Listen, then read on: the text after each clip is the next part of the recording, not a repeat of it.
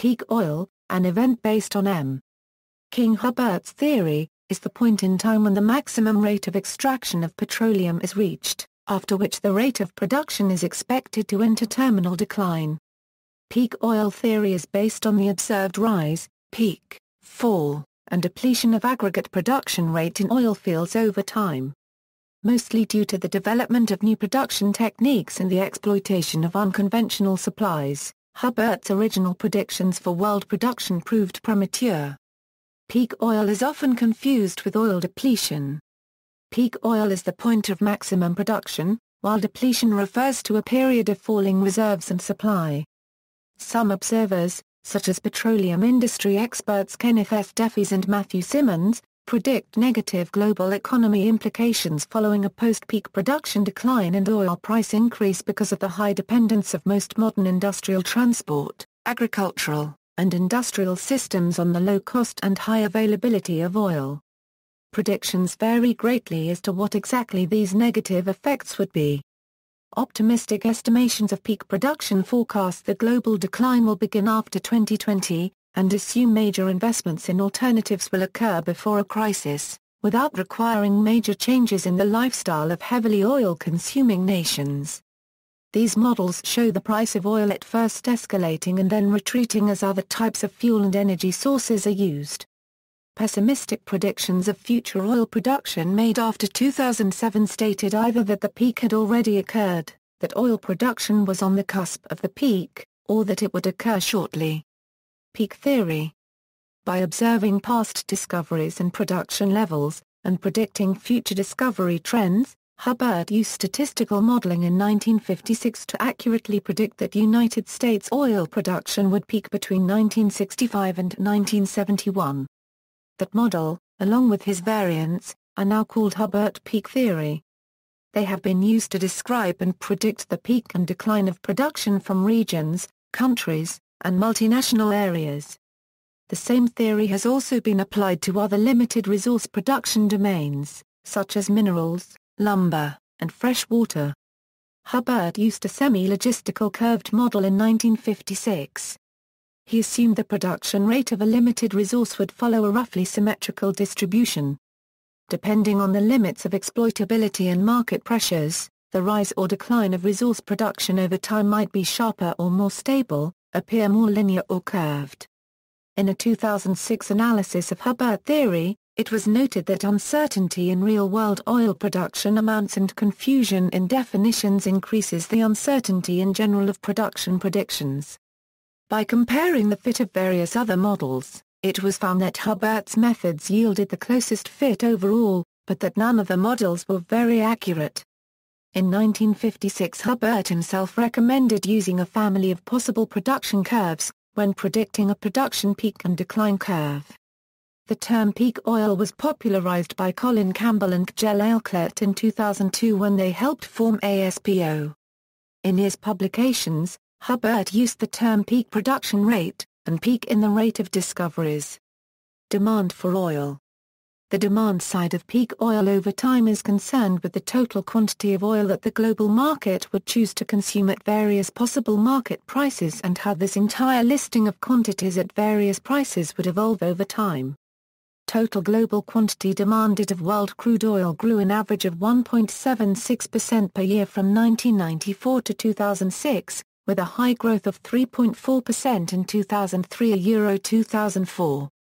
After reaching a high of 85.6 million barrels per day in 2007, world consumption decreased in both 2008 and 2009 by a total of 1.8%, despite fuel costs plummeting in 2008.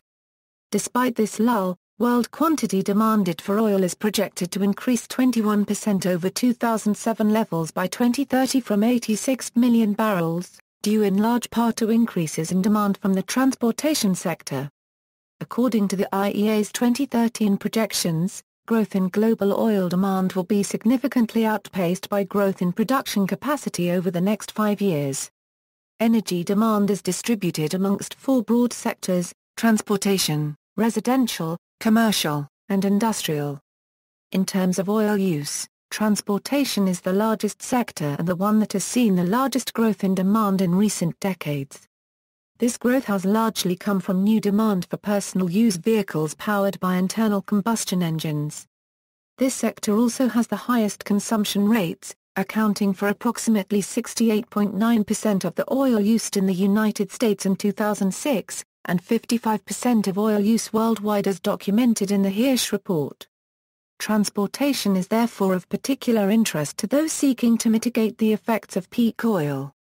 Although demand growth is highest in the developing world, the United States is the world's largest consumer of petroleum. Between 1995 and 2005, U.S. consumption grew from 17,700,000 barrels per day to 20,700,000 barrels per day, a 3 million barrels per day increase. China, by comparison, increased consumption from 3,400,000 barrels per day to 7 million barrels per day, an increase of 3,600,000 barrels per day, in the same time frame. The Energy Information Administration stated that gasoline usage in the United States may have peaked in 2007, in part because of increasing interest in and mandates for use of biofuels and energy efficiency. As countries develop, industry and higher living standards drive up energy use, most often of oil. Thriving economies, such as China and India, are quickly becoming large oil consumers. China has seen oil consumption grow by 8% yearly since 2002, doubling from 1996 to 2006. In 2008, auto sales in China were expected to grow by as much as 20%, resulting in part from economic growth rates of over 10% for 5 years in a row. Although swift, continued growth in China is often predicted, others predict China's export-dominated economy will not continue such growth trends because of wage and price inflation and reduced demand from the United States. India's oil imports are expected to more than triple from 2005 levels by 2020, rising to 5 million barrels per day. Population. Another significant factor on petroleum demand has been human population growth. Oil production per capita peaked in 1979. The United States Census Bureau predicts that the world population in 2030 will be almost double that of 1980. Oil production per capita declined from 5.26 barrels per year in 1980 to 4.44 barrels per year in 1993, but then increased to 4.79 barrels per year in 2005. In 2006, the world oil production took a downturn from 84.631 to 84.597 million barrels per day, although population has continued to increase. This has caused the oil production per capita to drop again to 4.73 barrels per year. One factor that has so far helped ameliorate the effect of population growth on demand is the decline of population growth rate since the 1970s. In 1970, the population grew at 2.1%. By 2007, the growth rate had declined to 1.167%. However, oil production was, until 2005, outpacing population growth to meet demand. World population grew by 6.2% from 6.07 billion in 2000 to 6.45 billion in 2005, whereas according to BP, global oil production during that same period increased from 74.9 to 81.1 million barrels, or by 8.2%, or according to EIA, from 77.762 to 84.631 million barrels, or by 8.8%. Supply of oil. Definitions. There are two umbrella terms given to petroleum. Conventional oil is generally easy to obtain, transport, and process. Conventional oil reserves are extracted using their inherent pressure, pumps, flooding or injection of water or gas. Approximately 95% of all oil production comes from conventional oil reserves. Unconventional oils such as oil sands, oil shale, heavy crude oil, deep water oil, polar oil and gas to liquids are technically more difficult to extract and more expensive to recover. The term unconventional refers not only to the geological formation and characteristics of the deposits but also to the technical realization of ecologically acceptable and economical usage. Unconventional oil sources. Oil shale is a common term for sedimentary rock such as shale or marl, containing corrosion, a waxy oil precursor that has not yet been transformed into crude oil by the high pressures and temperatures caused by deep burial. Since it is close to the surface rather than buried deep in the earth, the shale or marl is typically mined, crushed, and retorted, producing synthetic oil from the corrosion. Its net energy yield is rated as low and its ecobalance is poor. Oil sands are unconsolidated sandstone deposits containing large amounts of very viscous crude bitumen or extra heavy crude oil that can be recovered by surface mining or by in situ oil wells using steam injection or other techniques. It can be liquefied by upgrading, blending with diluent, or by heating, and then processed by a conventional oil refinery. The recovery process requires advanced technology but is more efficient than that of oil shale. Heavy crude oil is oil denser than 17.5 API gravity but less dense than 10 API, while extra heavy crude oil is denser than water. Hence the distinction between heavy oil and extra heavy oil is that in general the former fluid floats on water and the latter sinks. Its production rate is limited by technical factors rather than by the quantity available of the resource. Deep water oil refers to underwater oil reserves from a water depth of 500 m. Its recovery is technically very complex and expensive. Polar oil refers to the oil reserves along the polar circle. It is extracted mainly in Alaska and Siberia and also requires complicated techniques. Coal liquefaction or gas-to-liquids product are liquid hydrocarbons that are synthesized from the conversion of coal or natural gas. Overall supply levels. According to the IEA's oil market report dated December 13, 2011, global oil supply had risen to a record high of 90.0 megabytes day by November 2011. Of this, oil supply from OPEC nations represented only 30.68 megabytes day. Discoveries. The peak of world oil field discoveries occurred in 1965 at around 55 billion barrels, GB/year. According to the Association for the Study of Peak Oil and Gas, the rate of discovery has been falling steadily since. Less than 10 gigabytes per year of oil were discovered each year between 2002 and 2007. According to a 2010 Reuters article, the annual rate of discovery of new fields has remained remarkably constant at 20 gigabytes per year.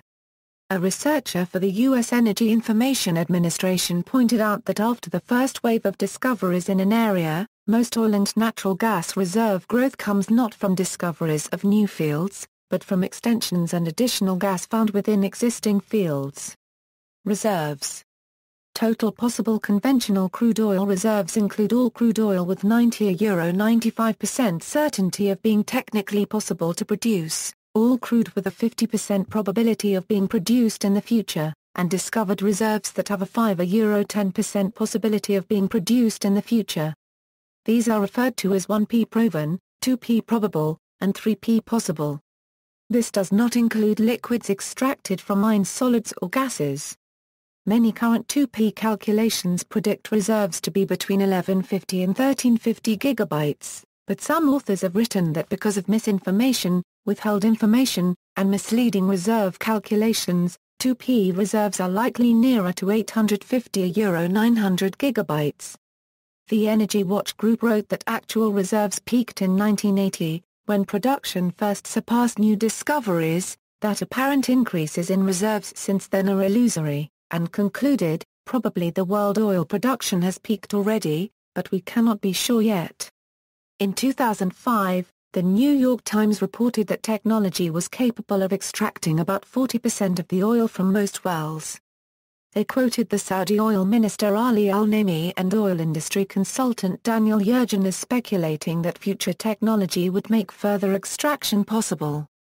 In many major producing countries, the majority of reserves claims have not been subject to outside audit or examination. Most of the easy-to-extract oil has been found. Recent price increases have led to oil exploration in areas where extraction is much more expensive, such as in extremely deep wells, extreme downhole temperatures, and environmentally sensitive areas or where high technology will be required to extract the oil. A lower rate of discoveries per explorations has led to a shortage of drilling rigs, increases in steel prices, and overall increases in costs because of complexity. Concerns over stated reserves. Al-Husseini estimated that 300 billion barrels of the world's 1,200 billion barrels of proven reserves should be recategorized as speculative resources.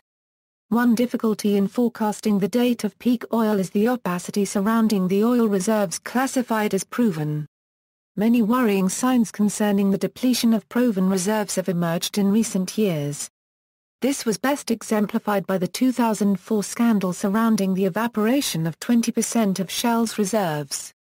For the most part, proven reserves are stated by the oil companies, the producer states and the consumer states. All three have reasons to overstate their proven reserves. Oil companies may look to increase their potential worth. Producer countries gain a stronger international stature. And governments of consumer countries may seek a means to foster sentiments of security and stability within their economies and among consumers. Major discrepancies arise from accuracy issues with OPEC's self-reported numbers. Besides the possibility that these nations have overstated their reserves for political reasons, over 70 nations also follow a practice of not reducing their reserves to account for yearly production. Analysts have suggested that OPEC member nations have economic incentives to exaggerate their reserves, as the OPEC quota system allows greater output for countries with greater reserves. Kuwait, for example, was reported in the January 2006 issue of Petroleum Intelligence Weekly to have only 48 billion barrels in reserve, of which only 24 were fully proven. This report was based on the leak of a confidential document from Kuwait and has not been formally denied by the Kuwaiti authorities. This leaked document is from 2001, so the figure includes oil that has been produced since 2001, roughly 5 to 6 billion barrels, but excludes revisions or discoveries made since then. Additionally, the reported 1.5 billion barrels of oil burned off by Iraqi soldiers in the First Persian Gulf War are conspicuously missing from Kuwait's figures. On the other hand, investigative journalist Greg Palast argues that oil companies have an interest in making oil look more rare than it is, to justify higher prices. This view is contested by ecological journalist Richard Heinberg. Other analysts argue that oil-producing countries understate the extent of their reserves to drive up the price.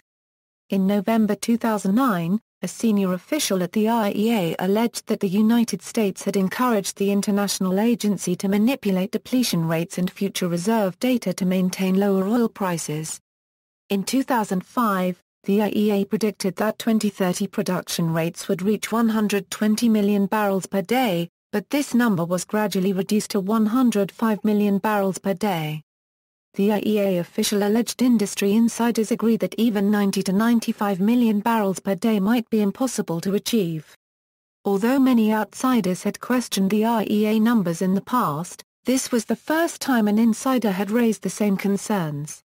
A 2008 analysis of IEA predictions questioned several underlying assumptions and claimed that a 2030 production level of 75 million barrels per day of crude oil and 20 million barrels of both non-conventional oil and natural gas liquids, was more realistic than the IEA numbers. The EUA reported by the 2000 USGS survey of 2,300 billion barrels has been criticized for assuming a discovery trend over the next 20 years that would reverse the observed trend of the past 40 years. Their 95% confidence EUA of 2,300 billion barrels assumed that discovery levels would stay steady, despite the fact that discovery levels have been falling steadily since the 1960s. That trend of falling discoveries has continued in the 10 years since the USGS made their assumption. The 2000 USGS is also criticized for introducing other methodological errors, as well as assuming 2030 production rates inconsistent with projected reserves. Unconventional sources. As conventional oil becomes less available, it can be replaced with production of liquids from oil sands, ultra-heavy oils, gas-to-liquids technologies, coal-to-liquids technologies, biofuel technologies, and shale oil. In the 2007 and subsequent International Energy Outlook editions, the word oil was replaced with liquids in the chart of world energy consumption. In 2009, biofuels was included in liquids instead of in renewables. Unconventional sources, such as heavy crude oil, oil sands, and oil shale are not counted as part of oil reserves. However, with rule changes by the SEC, oil companies can now book them as proven reserves after opening a strip mine or thermal facility for extraction. These unconventional sources are more labor and resource intensive to produce, however, requiring extra energy to refine, resulting in higher production costs and up to 3 times more greenhouse gas emissions per barrel on a well-to-tank basis or 10 to 45% more on a well-to-wheels basis, which includes the carbon emitted from combustion of the final product. While the energy used, resources needed, and environmental effects of extracting unconventional sources has traditionally been prohibitively high, the 3 major unconventional oil sources being considered for large-scale production are the extra-heavy oil in the Orinoco Belt of Venezuela, the Athabasca oil sands in the western Canadian Sedimentary Basin, and the oil shales of the Green River Formation in Colorado, Utah, and Wyoming in the United States. Energy companies such as Syncrude and Suncor have been extracting bitumen for decades, but production has increased greatly in recent years with the development of steam-assisted gravity drainage and other extraction technologies. Chuck Masters of the USGS estimates that, taken together, these resource occurrences, in the Western Hemisphere, are approximately equal to the identified reserves of conventional crude oil accredited to the Middle East. Authorities familiar with the resources believe that the world's ultimate reserves of unconventional oil are several times as large as those of conventional oil and will be highly profitable for companies as a result of higher prices in the 21st century. In October 2009, the USGS updated the Orinoco tar sands recoverable mean value to 513 billion barrels, with a 90% chance of being within the range of 380 to 652 billion barrels, making this area one of the world's largest recoverable oil accumulations. Despite the large quantities of oil available in non-conventional sources, Matthew Simmons argued in 2005 that limitations on production prevent them from becoming an effective substitute for conventional crude oil.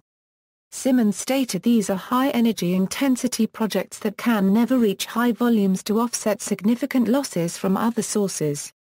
Another study claims that even under highly optimistic assumptions, Canada's oil sands will not prevent peak oil, although production could reach 5 million BBLD by 2030 in a crash program development effort. Moreover, oil extracted from these sources typically contains contaminants such as sulfur and heavy metals that are energy-intensive to extract and can leave tailings, ponds containing hydrocarbon sludge, in some cases. The same applies to much of the Middle East's undeveloped conventional oil reserves, much of which is heavy, viscous, and contaminated with sulfur and metals to the point of being unusable. However, recent high oil prices make these sources more financially appealing. A study by Wood Mackenzie suggests that within 15 years all the world Euro unregistered trademark S extra oil supply is likely to come from unconventional sources. Synthetic sources. Currently, 2 companies Sasol and Shell, have synthetic oil technology proven to work on a commercial scale. Sasol's primary business is based on CTL and GTL technology, producing $4.40 billion in revenues. Shell has used these processes to recycle waste flare gas into usable synthetic oil. A 2003 article in Discover magazine claimed that thermal depolymerization could be used to manufacture oil indefinitely, out of garbage, sewage, and agricultural waste. The article claimed that the cost of the process was $15 per barrel. A follow-up article in 2006 stated that the cost was actually $80 per barrel, because the feedstock that had previously been considered as hazardous waste now had market value. A 2007 news bulletin published by Los Alamos Laboratory proposed that hydrogen in combination with sequestered CO2 could be used to produce methanol, which could then be converted into gasoline. The press release stated that in order for such a process to be economically feasible, gasoline prices would need to be above $4.60 at the pump in U.S. markets. Capital and operational costs were uncertain mostly because the costs associated with sequestering CO2 are unknown. Another problem is that an energy source will be required for both carbon capture and water splitting processes. Production. The point in time when peak global oil production occurs defines peak oil. Adherents of peak oil believe that production capacity will remain the main limitation of supply, and that when production decreases, it will be the main bottleneck to the petroleum supply-demand equation. So far, predictions of an imminent peak have been incorrect, and it is not yet known whether any future possible decline in oil production will be supply or demand-led. Worldwide oil discoveries have been less than annual production since 1980.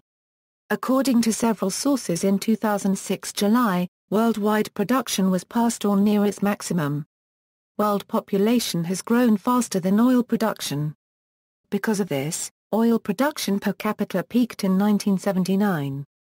The increasing investment in harder-to-reach oil is a sign of oil companies' belief in the end of easy oil. Also, while it is widely believed that increased oil prices spur an increase in production, an increasing number of oil industry insiders are now coming to believe that even with higher prices, oil production is unlikely to increase significantly beyond its current level.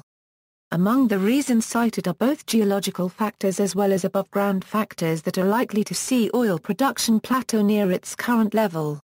A 2008 Journal of Energy Security analysis of the energy return on drilling effort in the United States concluded that there was extremely limited potential to increase production of both gas and oil. By looking at the historical response of production to variation in drilling effort, the analysis showed very little increase of production attributable to increased drilling. This was because of a tight quantitative relationship of diminishing returns with increasing drilling effort. As drilling effort increased, the energy obtained per active drill rig was reduced according to a severely diminishing power law. The study concluded that even an enormous increase of drilling effort was unlikely to significantly increase oil and gas production in a mature petroleum region such as the United States. Since the analysis was published in 2008, U.S. production of crude oil has increased 30%, and production of dry natural gas has increased 19%. Worldwide production trends. According to a January 2007 International Energy Agency report, global supply averaged 85.24 million barrels per day in 2006, up 0.76 million barrels per day, from 2005. Average yearly gains in global supply from 1987 to 2005 were 1.2 million barrels per day. In 2008, the IEA drastically increased its prediction of conventional oil production decline from 3.7% a year to 6.7% a year, based largely on better accounting methods, including actual research of individual oil field production throughout the world. Oil field decline. Of the world's largest 21 fields, at least 9 are in decline. In 2006, Saudi Aramco Senior Vice President Abdullah Sef estimated that its existing fields were declining at a rate of 5% to 12% per year. This information has been used to argue that Ghawar, which is the largest oil field in the world and responsible for approximately half of Saudi Arabia's oil production over the last 50 years, will soon start to decline. The world's second largest oil field, the Bergen field in Kuwait, entered decline in November 2005. According to a study of the largest 811 oil fields conducted in early 2008 by Cambridge Energy Research Associates, the average rate of field decline is 4.5% per year. The IEA stated in November 2008 that an analysis of 800 oil fields showed the decline in oil production to be 6.7% a year, and that this would grow to 8.6% in 2030. There are also projects expected to begin production within the next decade that are hoped to offset these declines. The CERA report projects a 2017 production level of over 100 million barrels per day. Kjell Eilkert of the Association for the Study of Peak Oil and Gas agrees with their decline rates, but considers the rate of new fields coming online euro 100% of all projects in development, but with 30% of them experiencing delays, plus a mix of new small fields and field expansion, so euro overly optimistic. A more rapid annual rate of decline of 5.1% in 800 of the world's largest oil fields was reported by the International Energy Agency in their World Energy Outlook 2008. Mexico announced that production from its giant Cantarell field began to decline in March 2006. In 2000, PEMEX built the largest nitrogen plant in the world in an attempt to maintain production through nitrogen injection into the formation, but by 2006, Cantera was declining at a rate of 13% per year. OPEC had vowed in 2000 to maintain a production level sufficient to keep oil prices between $22 a euro 28 per barrel, but did not prove possible. In its 2007 annual report, OPEC projected that it could maintain a production level that would stabilize the price of oil at around $50 a euro 60 per barrel until 2030. On November 18, 2007, with oil above $98 a barrel, King Abdullah of Saudi Arabia, a long-time advocate of stabilized oil prices, announced that his country would not increase production to lower prices. Saudi Arabia's inability, as the world's largest supplier, to stabilize prices through increased production during that period suggests that no nation or organization had the spare production capacity to lower oil prices. The implication is that those major suppliers who had not yet peaked were operating at or near full capacity. Commentators have pointed to the Jack 2 deep water test well in the Gulf of Mexico, announced September 5, 2006, as evidence that there is no imminent peak in global oil production.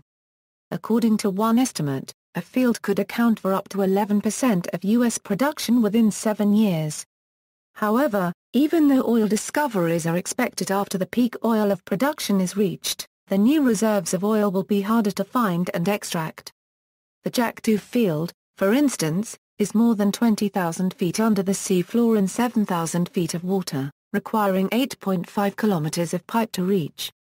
Additionally, even the maximum estimate of 15 billion barrels represents slightly less than 2 years of U.S. consumption at present levels. Control over supply. Entities such as governments or cartels can reduce supply to the world market by limiting access to the supply through nationalizing oil, cutting back on production, limiting drilling rights, imposing taxes, etc.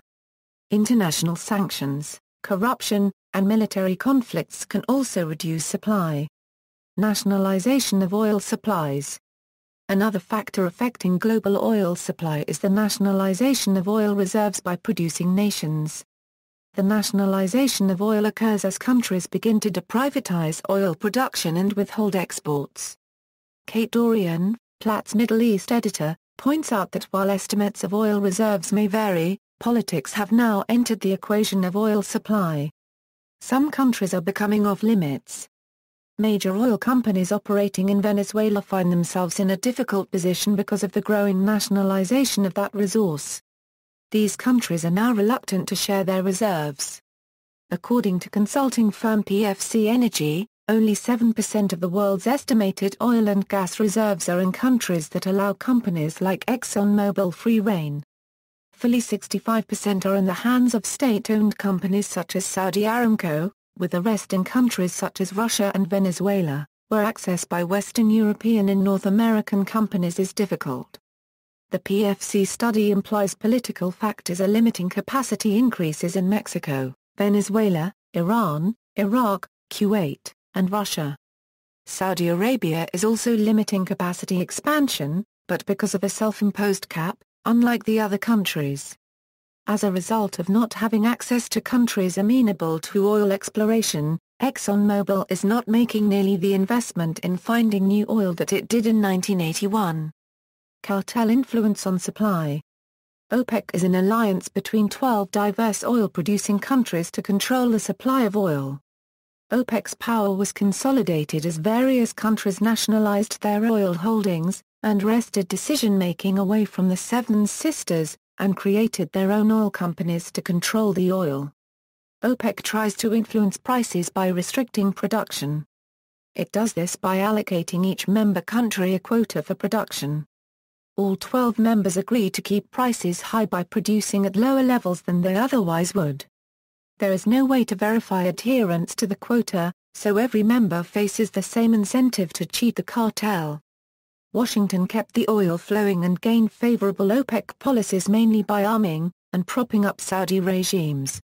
According to some, the purpose for the Second Iraq War is to break the back of OPEC and return control of the oil fields to Western oil companies. Alternately, commodities trader Raymond Lissy, author of Over a Barrel, Breaking the Middle East Oil Cartel, contends that OPEC has trained consumers to believe that oil is a much more finite resource than it is. To back his argument, he points to past false alarms and apparent collaboration. He also believes that peak oil analysts are conspiring with OPEC and the oil companies to create a fabricated drama of peak oil to drive up oil prices and profits. It is worth noting oil had risen to a little over $30 per barrel at that time. A counter-argument was given in the Huffington Post after he and Steve Andrews, co-founder of ASPO, debated on CNBC in June 2007.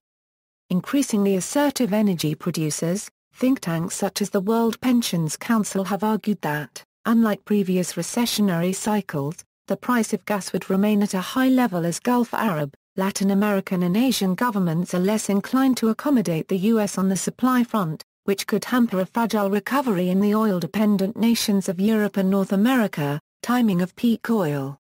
There is a general consensus between industry leaders and analysts that world oil production will peak between 2010 and 2030, with a significant chance that the peak will occur before 2020. Dates after 2030 are considered implausible. Determining a more specific range is difficult due to the lack of certainty over the actual size of world oil reserves. Unconventional oil is not currently predicted to meet the expected shortfall even in a best-case scenario. For unconventional oil to fill the gap without potentially serious impacts on the global economy, oil production would have to remain stable after its peak, until 2035 at the earliest. Given the large range offered by meta studies, papers published since 2010 have been relatively pessimistic. A 2010 Kuwait University study predicted production will peak in 2014. A 2010 Oxford University study predicted that production will peak before 2015. A 2014 validation of a significant 2004 study in the journal Energy proposed that it is likely that conventional oil production peaked, according to various definitions, between 2005 and 2011. Models which show a continued increase in oil production may be including both conventional and non-conventional oil. Major oil companies hit peak production in 2005. In 1962, Hubbert predicted that world oil production would peak at a rate of 12.5 billion barrels per year, around the year 2000. In 1974, Hubbert predicted that peak oil would occur in 1995 if current trends continue. As of 2012, both world crude oil production and remaining proven reserves were at record highs. According to Matthew Simmons, former chairman of Simmons & Company International and author of Twilight in the Desert, The Coming Saudi Oil Shock and the World Economy, peaking is one of these fuzzy events that you only know clearly when you see it through a rear-view mirror, and by then an alternate resolution is generally too late. Possible consequences of peak oil. The wide use of fossil fuels has been one of the most important stimuli of economic growth and prosperity since the Industrial Revolution, allowing humans to participate in takedown, or the consumption of energy at a greater rate than it is being replaced. Some believe that when oil production decreases, human culture, and modern technological society will be forced to change drastically. The impact of peak oil will depend heavily on the rate of decline and the development and adoption of effective alternatives. If alternatives are not forthcoming, the products produced with oil would become scarce and expensive. In 2005, the United States Department of Energy published a report titled Peaking of World Oil Production, Impacts, Mitigation, and Risk Management. Known as the Hirsch Report, it stated, "The peaking of world oil production presents the U.S. and the world with an unprecedented risk management problem. As peaking is approached, liquid fuel prices and price volatility will increase dramatically, and, without timely mitigation, the economic, social, and political costs will be unprecedented. Viable mitigation options exist on both the supply and demand sides, but to have substantial impact, they must be initiated more than a decade in advance of peaking." Some of the information was updated in 2007. High oil prices. Historical oil prices. The oil price historically was comparatively low until the 1973 oil crisis and the 1979 energy crisis, when it increased more than tenfold during that 6-year time frame. Even though the oil price dropped significantly in the following years, it has never come back to the previous levels. Oil price began to increase again during the 2000s until it hit historical heights of $143 per barrel on June 30, 2008. As these prices were well above those that caused the 1973 and 1979 energy crises, they have contributed to fears of an economic recession similar to that of the early 1980s. These fears were not without a basis, since the high oil prices began having an effect on the economies, as, for example, indicated by gasoline consumption drop of 0.5% in the first 2 months of 2008 in the United States, compared to a drop of 0.4% total in 2007. It is agreed that the main reason for the price spike in 2005-2008 was strong demand pressure. For example, global consumption of oil rose from 30 billion barrels in 2004 to 31 billion in 2005. The consumption rates were far above new discoveries in the period, which had fallen to only 8 billion barrels of new oil reserves in new accumulations in 2004. Oil price increases were partially fueled by reports that petroleum production is at or near full capacity. In June 2005, OPEC stated that they would struggle to pump enough oil to meet pricing pressures for the fourth quarter of that year. From 2007 to 2008, the decline in the US dollar against other significant currencies was also considered as a significant reason for the oil price increases, as the dollar lost approximately 14% of its value against the euro from May 2007 to May 2008. Besides supply and demand pressures, at times security-related factors may have contributed to increases in prices, including the war on terror, missile launches in North Korea, the crisis between Israel and Lebanon, nuclear brinkmanship between the U.S. and Iran, and reports from the U.S. Department of Energy and others showing a decline in petroleum reserves. However, during all 2013 and 2014 the price crude oil has showed a relative stability, being between $100 and $110 per barrel. Effects of rising oil prices. In the past, the price of oil has led to economic recessions, such as the 1973 and 1979 energy crises. The effect the price of oil has on an economy is known as a price shock. In many European countries, which have high taxes on fuels, such price shocks could potentially be mitigated somewhat by temporarily or permanently suspending the taxes as fuel costs rise. This method of softening price shocks is less useful in countries with much lower gas taxes, such as the United States. A baseline scenario for a recent IMF paper found oil production growing at 0.8% would result in a small reduction of economic growth from 0.2 to 0.4%. Researchers at the Stanford Energy Modeling Forum found that the economy can adjust to steady, gradual increases in the price of crude better than wild lurches.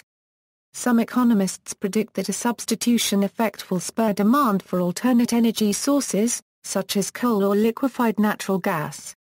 This substitution can be only temporary, as coal and natural gas are finite resources as well. Prior to the run-up in fuel prices, many motorists opted for larger, less fuel-efficient sport utility vehicles and full-sized pickups in the United States, Canada, and other countries.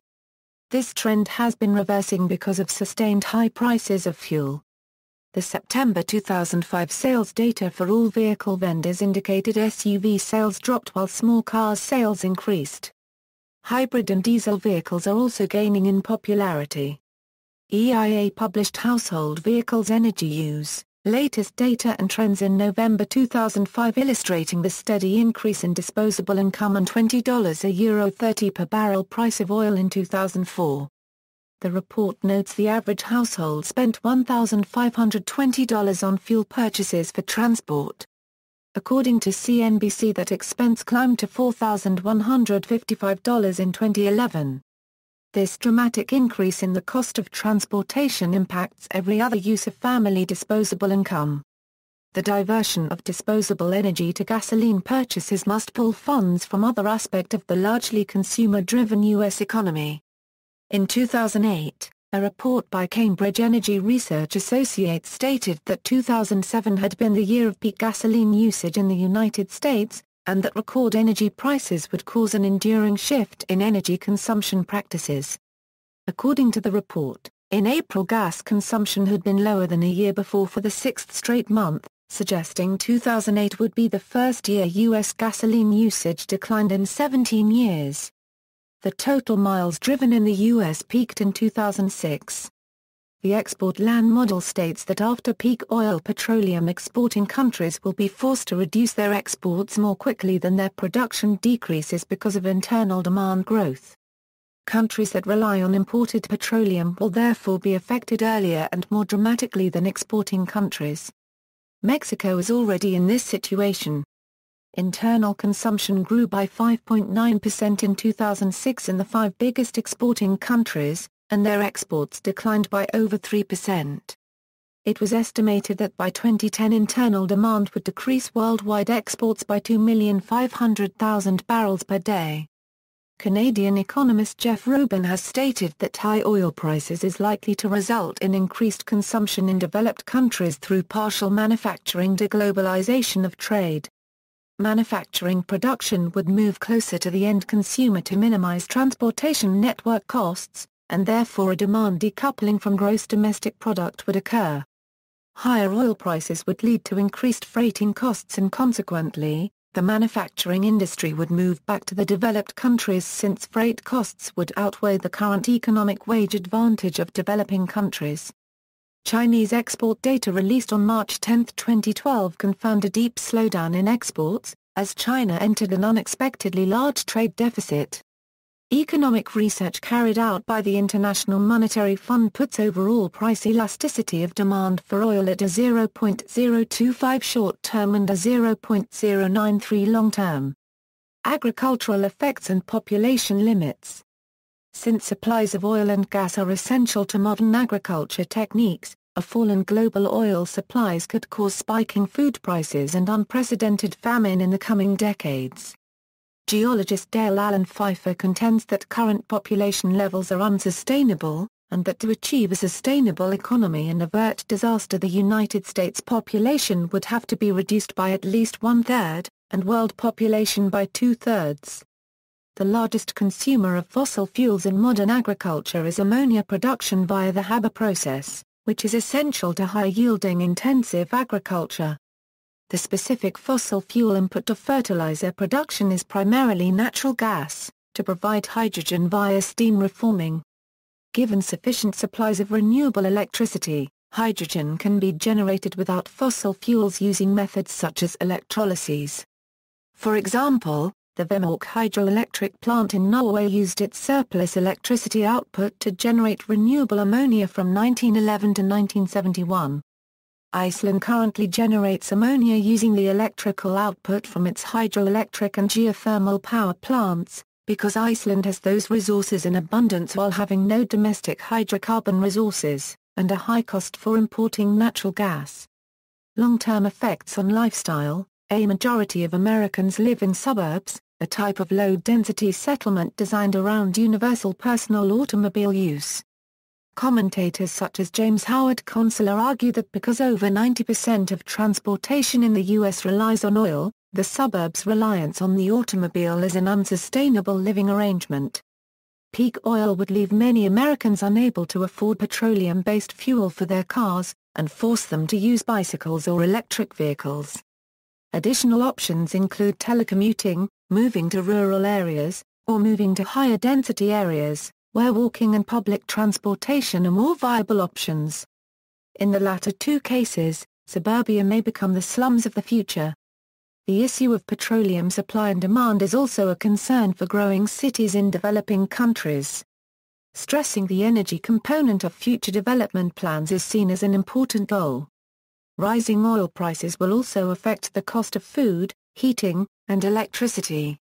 With prices rising for these necessities, a high amount of stress will be put on current middle to low-income families as economies contract from the decline in excess funds, decreasing employment rates. The Hirsch-USDO report concludes that without timely mitigation, world supply-demand balance will be achieved through massive demand destruction, accompanied by huge oil price increases, both of which would create a long period of significant economic hardship worldwide. Methods that have been suggested for mitigating these urban and suburban issues include the use of non-petroleum vehicles such as electric cars, battery electric vehicles, transit-oriented development, car-free cities, bicycles, new trains, new pedestrianism, smart growth, shared space, urban consolidation, urban villages, and new urbanism. An extensive 2009 report on the effects of compact development by the United States National Research Council of the Academy of Sciences, commissioned by the United States Congress, stated 6 main findings. First, that compact development is likely to reduce vehicle miles traveled throughout the country. Second, that doubling residential density in a given area could reduce VMT by as much as 25% if coupled with measures such as increased employment density and improved public transportation. Third, that higher density, mixed-use developments would produce both direct reductions in CO2 emissions, and indirect reductions. Fourth, that although short-term reductions in energy use and CO2 emissions would be modest, that these reductions would become more significant over time. Fifth, that a major obstacle to more compact development in the United States is political resistance from local zoning regulators, which would hamper efforts by state and regional governments to participate in land use planning. Sixth, the committee agreed that changes in development that would alter driving patterns and building efficiency would have various secondary costs and benefits that are difficult to quantify. The report recommends that policies supporting compact development, and especially its ability to reduce driving, energy use, and CO2 emissions, should be encouraged. An economic theory that has been proposed as a remedy is the introduction of a steady-state economy. Such a system could include a tax shifting from income to depleting natural resources, as well as the limitation of advertising that stimulates demand and population growth. It could also include the institution of policies that move away from globalization and toward localization to conserve energy resources, provide local jobs, and maintain local decision-making authority. Zoning policies could be adjusted to promote resource conservation and eliminate sprawl. Mitigation. To avoid the serious social and economic implications a global decline in oil production could entail, the 2005 Hirsch report emphasized the need to find alternatives, at least 10 to 20 years before the peak, and to phase out the use of petroleum over that time. This was similar to a plan proposed for Sweden that same year. Such mitigation could include energy conservation, fuel substitution, and the use of unconventional oil. Because mitigation can reduce the use of traditional petroleum sources, it can also affect the timing of peak oil in the shape of the Hubbert curve. The less we use, the longer it will last. Iceland was the first country to suggest transitioning to 100% renewable energy, using hydrogen for vehicles and its fishing fleet, in 1998. By 2009 the concept of using wind, water, and solar power was proposed, with a little biofuel for that segment of transportation that is difficult to electrify, such as large ships and airplanes. Positive aspects of peak oil. Permaculture sees peak oil as holding tremendous potential for positive change, assuming countries act with foresight. The rebuilding of local food networks, energy production, and the general implementation of energy descent culture are argued to be ethical responses to the acknowledgement of finite fossil resources. Majorca is an island currently diversifying its energy supply from fossil fuels to alternative sources and looking back at traditional construction and permaculture methods. The Transition Towns movement, started in Totnes, Devon and spread internationally by the Transition Handbook and Transition Network, sees the restructuring of society for more local resilience and ecological stewardship as a natural response to the combination of peak oil and climate change. Criticisms. General arguments. Opponents to the theory of peak oil often cite new oil reserves that have been found, which continue to forestall a peak oil event. In particular, Some contend that oil production from these new oil reserves as well as from existing fields will continue to increase at a rate that outpaces demand, until alternate energy sources for our current fossil fuel dependence are found. Further criticism against peak oil is confidence in the various options and technologies for substituting oil. And indeed there are some promising approaches that seem to have the potential to reduce or even counterbalance the effects of a peak oil situation.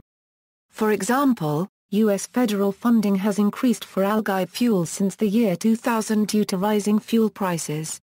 Numerous more projects are being funded in Australia, New Zealand, Europe, the Middle East, and other parts of the world, and private companies are entering the field. In April 2014, researchers at the U.S. Naval Research Laboratory announced that they had successfully tested a process to convert seawater into jet fuel. They can extract CO2 both dissolved and bound from the water as a source of carbon, and can extract H2 through electrolyses. They then convert the CO2 and hydrogen into long-chain hydrocarbons. Some other well-known alternative fuels include bioalcohol, chemically stored electricity, hydrogen, non-fossil methane, non-fossil natural gas, vegetable oil, propane, and other biomass sources. Oil industry representatives have criticized peak oil theory, at least as it has been presented by Matthew Simmons. The president of Royal Dutch Shell's U.S. operations, John Hofmeister, while agreeing that conventional oil production would soon start to decline, criticized Simmons's analysis for being overly focused on a single country, Saudi Arabia, the world's largest exporter and OPEC swing producer. He also pointed to the large reserves at the U.S. Outer Continental Shelf, which held an estimated 100 billion barrels of oil and natural gas. As of 2008, however, only 15% of those reserves were currently exploitable, a good part of that off the coasts of Louisiana, Alabama, Mississippi, and Texas.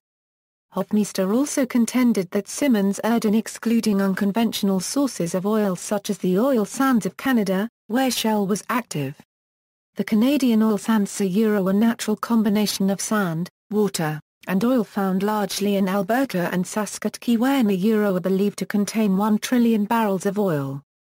Another trillion barrels are also said to be trapped in rocks in Colorado, Utah, and Wyoming, but are in the form of oil shale. These particular reserves present major environmental, social, and economic obstacles to recovery. Hofmeister also claimed that if oil companies were allowed to drill more in the United States enough to produce another 2 million barrels per day, oil and gas prices would not be as high as they were in the later part of the 2000 to 2010 decade. He thought in 2008 that high energy prices would cause social unrest similar to the 1992 Rodney King riots.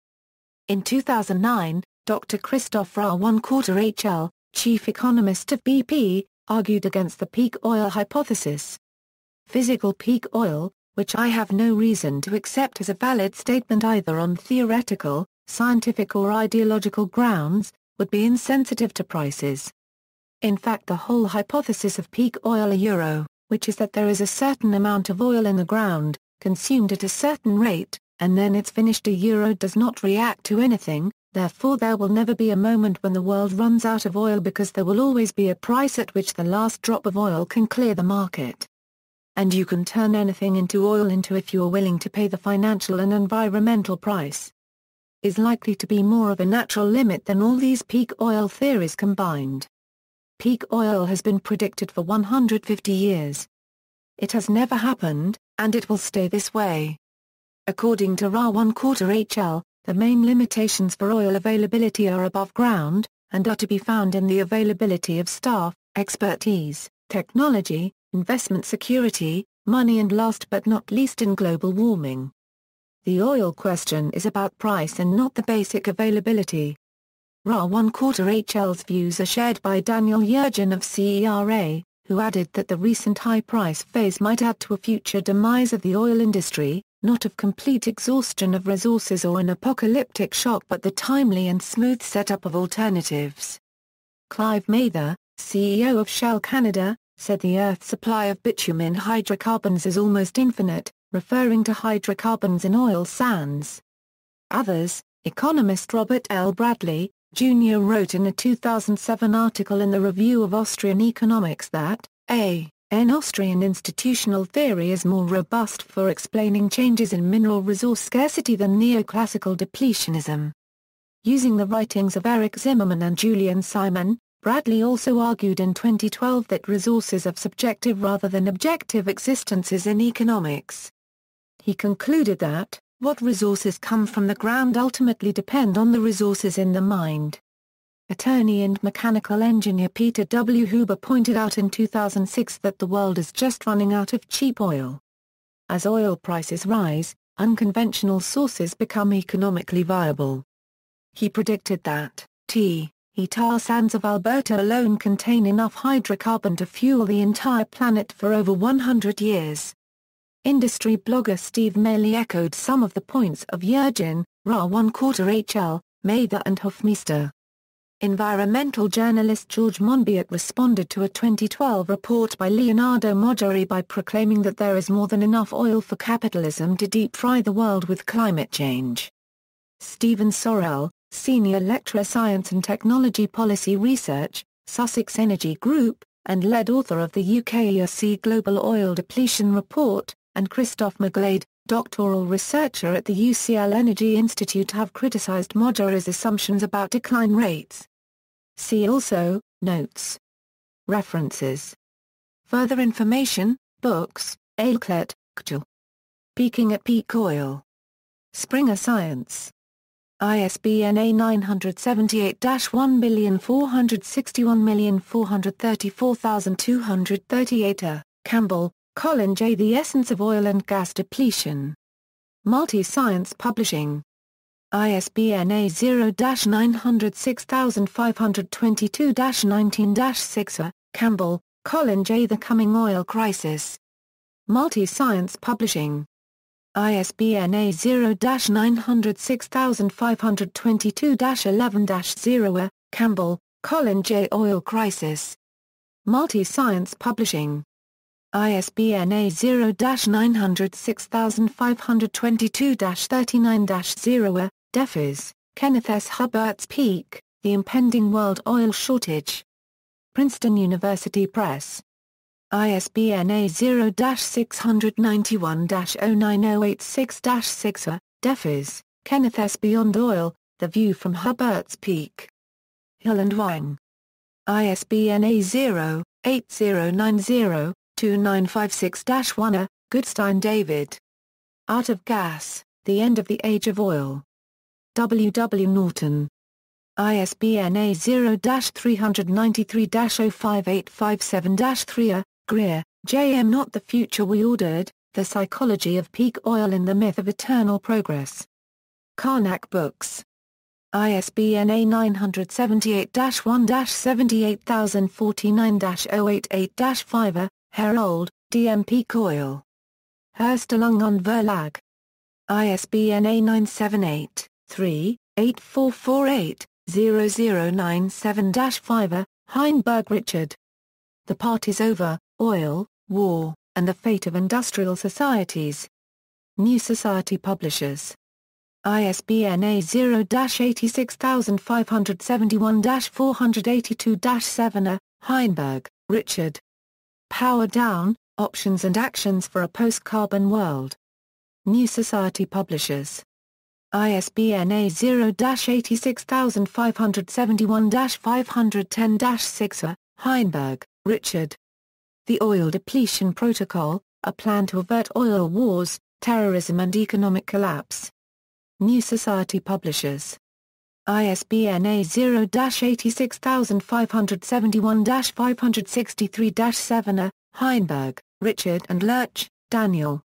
The Post-Carbon Reader, Managing the 21st Century's Sustainability Crises. Watershed Media.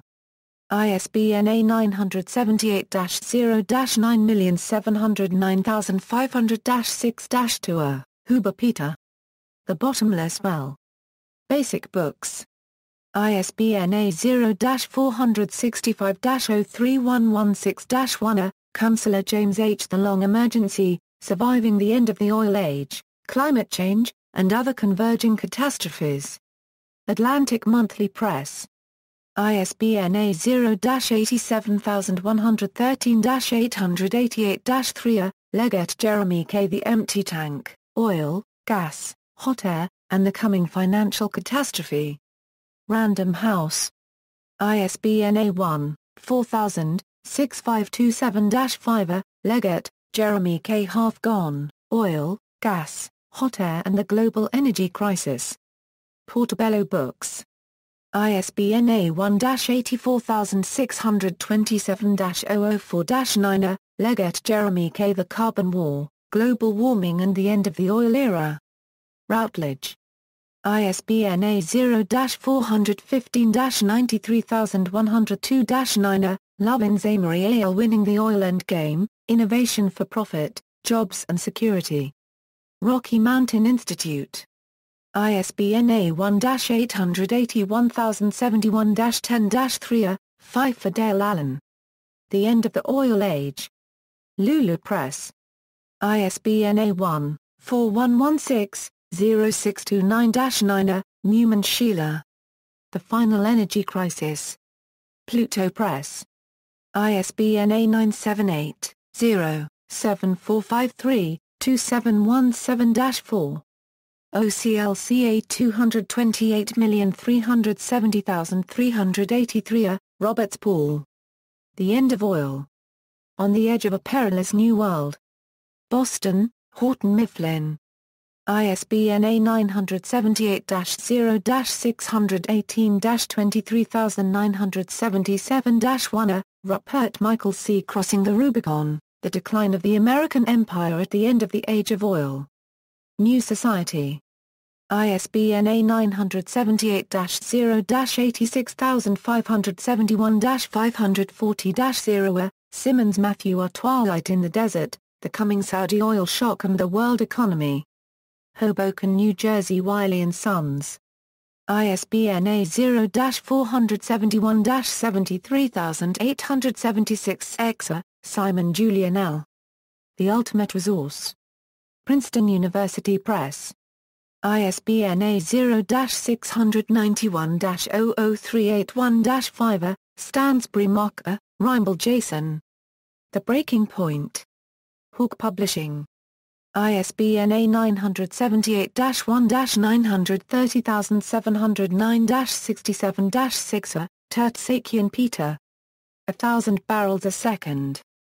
McGraw-Hill. ISBN A0-07-146,874-9 Vassilia, Marius. Historical Dictionary of the Petroleum Industry. Scarecrow Press. ISBN A0-8108-5993-9 Articles, Tinker Scott W. Of Peaks and Valleys, Doomsday Energy Scenarios Burn Away Under Scrutiny. Dallas Morning News. Benoit Katie. Lawmakers, Will We Run Out of Oil? CNN. Benoit Katie. Oil, Is the End at Hand? CNN. The Future of Oil. Foreign Policy. Robert Hirsch. Peak Oil, A Significant Period of Discomfort. Alliance Knowledge. Didier Houssin, International Energy Agency. Oil, If you invest more, you find more. Alliance Knowledge. Campbell Colin, Lara Regine. The End of Cheap Oil. Scientific American. Williams Mark. The End of Oil? Technology Reviewer, Appenzella Tim. The End of Cheap Oil. National Geographic. Lynch Michael C. The New Pessimism About Petroleum Resources. Leonardo Moggieri. Oil, Never Cry Wolf. Why the Petroleum Age is Far From Over. Science. Roberts Paul. Last Stop Gas. Harper's Magazine, 71 €72. Porter, Adam. Peak Oil Enters Mainstream Debate. BBC News. Retrieved March 26, 2010. Alex Carlman. Peak Oil and the Collapse of Commercial Aviation. Airways. Cochrane Troy. Peak Oil? Oil Supply and Accumulation. Cultural Shifts. J. Ian Kirby and Colin Campbell. Life at $200 a barrel. McLean's. Stefan Schaller. The Theory Behind Peak Oil. Ariel Schwartz. WikiLeaks may have just confirmed that peak oil is imminent. Fast Company. Matthew Schneider Mason. From Politics to Prophecy, Environmental Quiescence and the Peak Oil Movement. Environmental Politics. Documentary films, The End of Suburbia, Oil Depletion and the Collapse of the American Dream, Crude Awakening, The Oil Crash, The Power of Community, How Cuba Survived Peak Oil, Crude Impact, What a Way to Go, Life at the End of Empire, Crude Australian Broadcasting Corporation documentary, 3x 30 minutes about the formation of oil, and humanity's use of it, Petro-Apocalypse Now. Blindspot, Gashole, Collapse, Oil Education TV, series of video interviews with international oil industry experts, Peak Oil, a staggering challenge to a Euro-OE business as USIALA Euro podcasts, KMO. The Sea Realm http, c-realmpodcast.podomatic.com/. Seth Moser Katz and Justin Ritchie. The Extra Environmentalist http, extraenvironmentalist.com/. Duncan Crary. The Kunstlercast http, kunstlercast.com/. Steve Patterson. Two Beers with Steve http, twabeerswithsteve.libsyn.com/. External links, Association for the Study of Peak Oil International, Eating Fossil Fuels from the Wilderness.com, Peak Oil Primer, Resilience.org. Peak Oil-related articles, Resilience.org, Not Running Out of Oil, Oil Reserves Overview, The Daily Fusion, Evolutionary Psychology and Peak Oil, a Malthusian-inspired heads-up for humanity. An overview of peak oil, possible impacts, and mitigation strategies, by Dr. Michael Mills. Energy export data browser visual review of production and consumption trends for individual nations. Data from the BP Annual Statistical Review, Peak Oil for Dummies. Concise quotes from renowned politicians, oil executives, and analysts. Peak Oil, EAAPHEV. Wiki electric vehicles provide an opportunity to transition away from fueling our vehicles with petroleum fuels,